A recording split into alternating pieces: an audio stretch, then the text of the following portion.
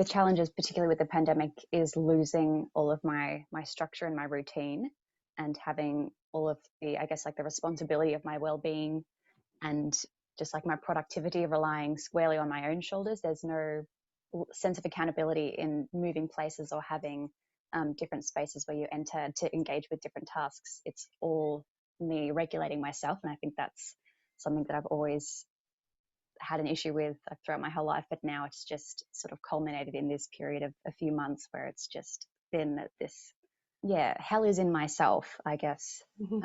That's a bit dramatic, but I think it was very tough not having other people to tell me what to do, or having other people to be accountable, not in the fact that they would tell me what to do a lot of the time, or I needed telling what to do, but I just needed that sense of accountability and that, the places to move to. Like, I go to work and I do my work at work, and then I come home, and then I'd go to, the theatre and engage with theatre, and then I'd come home and I'd go to someone else's house and I'd engage with them there, and then I'd come home, and then it would just be this sense of like place and purpose. But now it's just me, and I have to regulate the purpose and the progress of my life. And that was something that was ridiculously difficult. And I don't think I got any better at coping.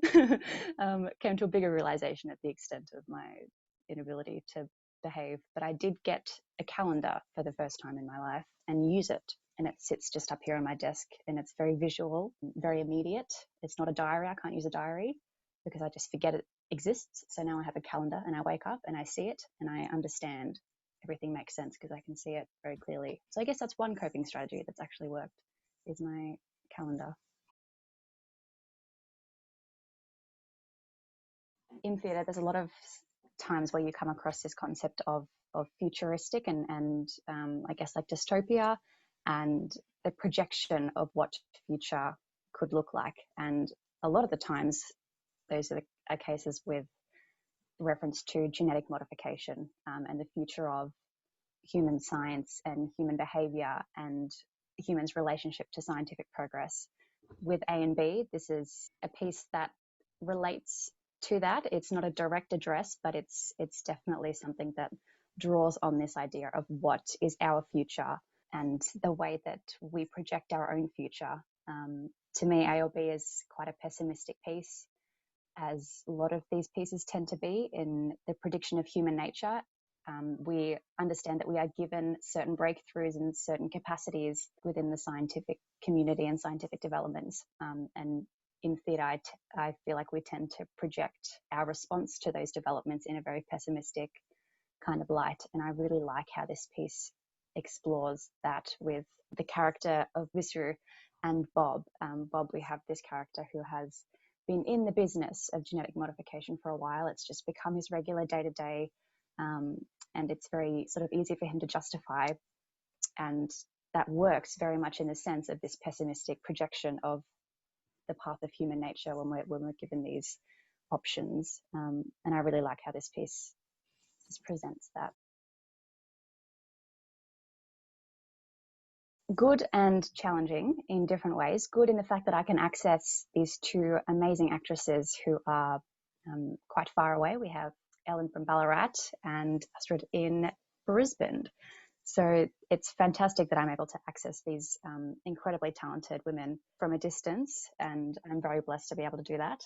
I'm also very blessed in the Zoom format in terms of, like, I guess, me as a person being naturally very introverted. I don't do well sometimes in a physical space where I have to be physically engaged and have my energy up really high and being able to bring a lot of myself into the space. But I think on Zoom it works because there's just this little box that I have to bring to the space, and sometimes that's fantastic.